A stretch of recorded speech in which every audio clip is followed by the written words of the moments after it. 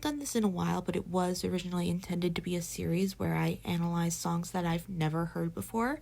I previously did it with Replay by SHINee. Yes, I had never heard Replay in full by the time that I made that video. I have now. And there are other songs I would like to do this with, try to expand my knowledge. I definitely wanted to do a Girls' Generation song.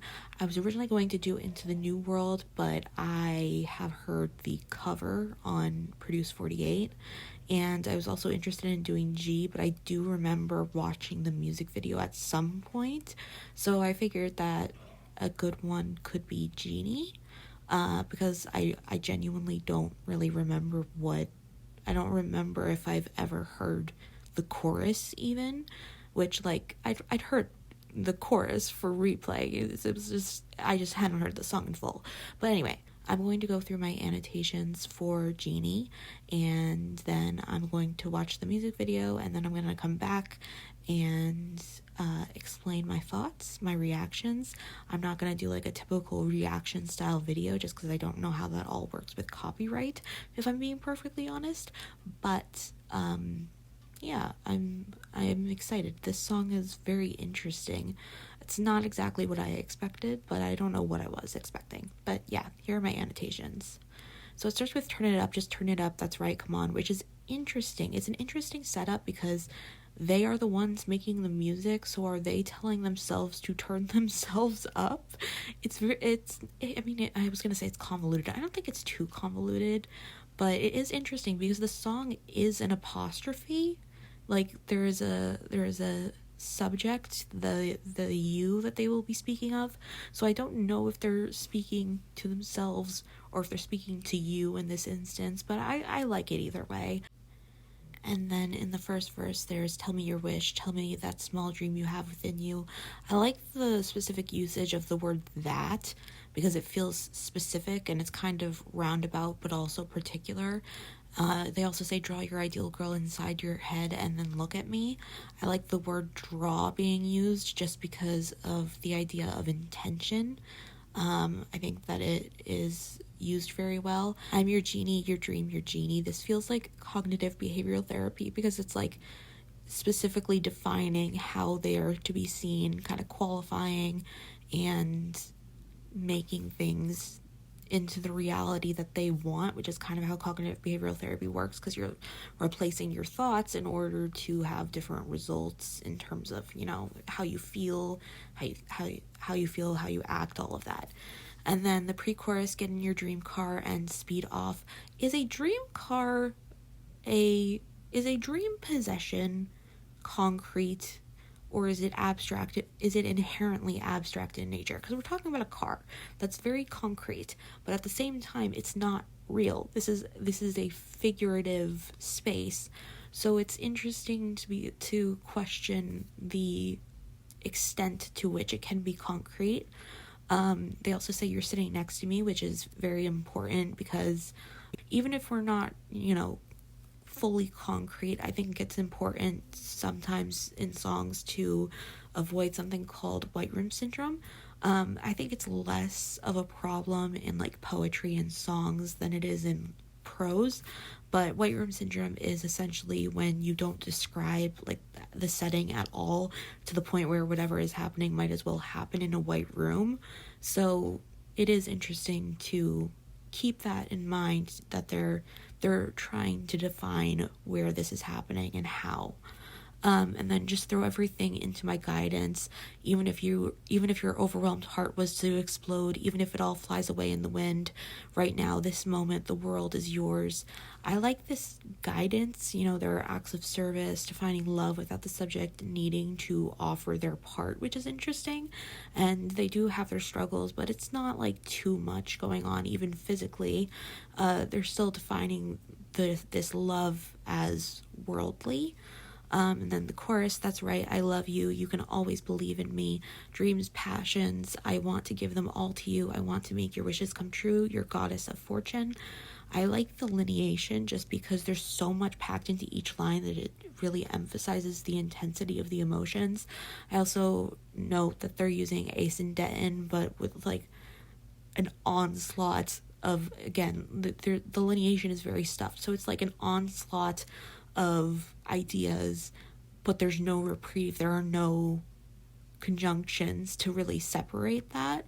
There's also this wish going on, which, like, the wish is an understatement, and that kind of calls into question if being a goddess is not an overstatement, just kind of like questioning the logistics and how things are being painted. Tell me your wish, I'm Genie for you, boy. Tell me your wish, I'm Genie for your wish. Tell me your wish, I'm Genie for your dream. Tell it only to me, I'm Genie for your world. I like that there is no use of A. It's kind of presenting this as like a title, and there's kind of a sense of chiasmus because the high stakes are going into low stakes to high stakes again, which kind of helps you remember that this is fantasy. Talking about this boy, it's very personal, than saying your wish, your dream. It's a little bit more abstract, and then you go to world again, and it's high stakes, I feel like. And then, tell me your wish, aren't you tired of the boring days? Have you become buried by your ordinary life? Now stop and wake up. You are my superstar, shining star, superstar. I like that this is very inquisitive, but also knowing. They kind of break the rule of three with their initiative. They say they have these two questions, and then they say, now stop and wake up. That feels like an instance to show their initiative, but it's also like leading into this hyperbole of you are my superstar, shining star, superstar. Also in the line, now stop and wake up, it's all just one syllable words, but at the same time it's not a grammatically simple sentence, so it's kind of breaking free of the idea of simplicity, like, inherently. There's also the idea of identity. They're multifaceted, but at the same time they're still rooted in what is original, my superstar, my shining star, my superstar. It's not really uncanny, even if things are multifaceted. Then there's the pre-chorus, that's like a trembling beating of your heart. Release your body into the Harley. Now this world is simply your stage. Waves that sound like cheers in my heart, your body temperature. I'm your path, forever your biggest fan. I like, again, the use of the word that. There's this sense of familiarity, making these like bigger words, trembling, beating. I mean, they're not that long, but for the song, they're kind of more on the heavy side. So they're making these things accessible. There's also a lot of consonants, a lot of repetition of T in particular. And then, they talk about releasing your body. Again, this feels like it is defined by an idea of intention, and also saying your body is rooted in you, but you are also able to still let it go. And then we have the now asking, like, why wait? Why not give yourself into this? We have some abstract ideas, figurative, waves that sound like cheers, and then more concrete, in my heart, your body temperature. These are concrete, kind of intimate details. And then I'm your path, forever your biggest fan. It feels like an analogy broken down into a simple forever, kind of the idea. I don't know, I imagine most of you have not read Daughter of Smoke and Bone, but there's this idea of, I want to have a mostly boring life. I want to have this like simple life, for lack of a better word, where things, they don't have to be exciting, because if they're not exciting, then they're peaceful, and that's not something that you definitely want to pass up. And then later we get the interlude. Hey, tell me what you need, tell me what you hope. DJ, put it back on. Again, there's dialogue, it feels direct. They're kind of equating what you need and what you hope, but they're bringing the conversation into the song, kind of, it's commentary with the seeking of commentary. I've talked before about my idea of commentary without commentary, like something like a piece of art that prompts a conversation. I don't understand me.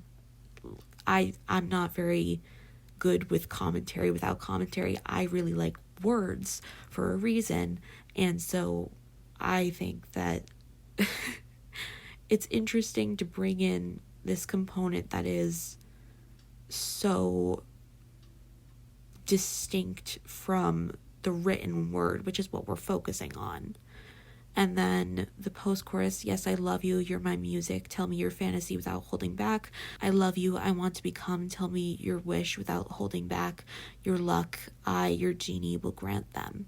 So there is this idea of an aphra, the I love yous, and it's a vehicle for this commentary that we've been speaking of. And then there is the idea of telling, even though some people would say, show don't tell, even though I have mixed feelings about that.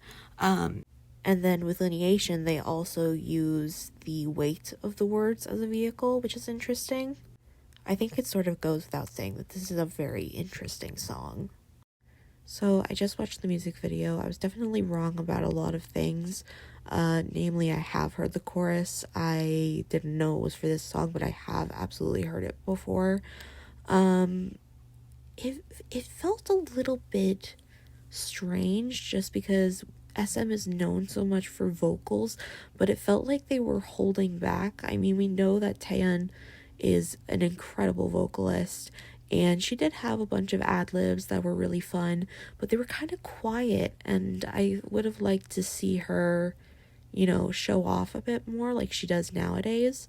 But I definitely really liked the song. I haven't heard that many Girls' Generation songs, but I would say it's among my favorites, if not my favorite. It was very fun, in a different way from Twice, because them being the nation's girl group before Twice, I guess I had some kind of expectation that their music would be more similar, but it's not super similar, which I guess makes sense because SM has always had kind of their own sound, and usually I'm not the biggest fan of the SM sound, but I think that with Girls' Generation I can definitely appreciate it more than with certain other groups. I also wanted to say that Taeyeon, I mean, obviously she's gorgeous now and forever, but the way that I think it's the makeup they do on her, like her eye makeup makes her look so pretty in these earlier videos, and I just think she just steals my attention. She's so pretty. And I don't think I don't know who is considered the visual. I mean, I don't know the members that well at all, but I am curious to find out who is the visual because I don't know. There's no one who stands out to me as like, oh my god, they're the most gorgeous, because they're all gorgeous. But that's less important about the song. The song, I just don't know what to say. It wasn't super, like, you know how Jihyo said that she gets embarrassed performing What Is Love? It's not that level of, like, aegyo. So but I was expecting something cuter, even though the song, like, the Girls' Generation songs that I've heard haven't been, like, super, I mean, the word that's coming to mind is sugary. I just think it's this weird blend of the cute concept and the SM sound, and I thought that I wouldn't like it that much, but I do. Yeah, I think I'm definitely gonna listen to this a lot just because it's so fun. It's very fun. Maybe Twice was more cute, Girls' Generation was more fun. I guess that's a good way of putting it, at least in my head. But yeah, it was not what I was expecting, though I still very much enjoyed the process of analyzing it. I feel like I wouldn't have gotten a lot out of just watching the video without looking at the lyrics, because very few of the lyrics are in English, at least originally. So I'm glad that I had this experience. I think that it's definitely something I want to keep doing. So if you have any recommendations, especially second gen, because I have not listened to a lot of second gen. I also haven't listened to a lot of third gen. If you have any recommendations, I would really like to hear them. But yeah. Also thank you for 500 subscribers. It's a little bit crazy, but I am so grateful, and I'm so excited. I did take a little not really a break because I was still posting, but just not as often because I was having such severe migraines that like it was impossible to record anything. But I'm feeling a little bit better now, so I'm hoping that I can get back into I don't want to say the groove because I don't really like the word groove very much. I'm just hoping that I can get back to posting as often as I can. But thank you for those who were very patient with me, saying, saying such nice things about like taking care of my health first. I'm very glad that you guys. I guess I'm glad that you guys understood that I do put a lot of effort into these videos, and it would be difficult to do while I was feeling so terrible. All I really want to do is get across how grateful I am for the support that I've been receiving lately. It means the world. I didn't think that. I think 3 years ago, which was around the time when I started the channel, I didn't think that I would still be doing it now. And I feel like a lot of people would have given up at some point just because I didn't gain subscribers super quickly at first, but I'm glad that I stuck with it. I'm not the type of person who sticks with things. I'm very prone to giving up, even when I probably shouldn't. So thank you. Thank you for repaying my patience with even myself.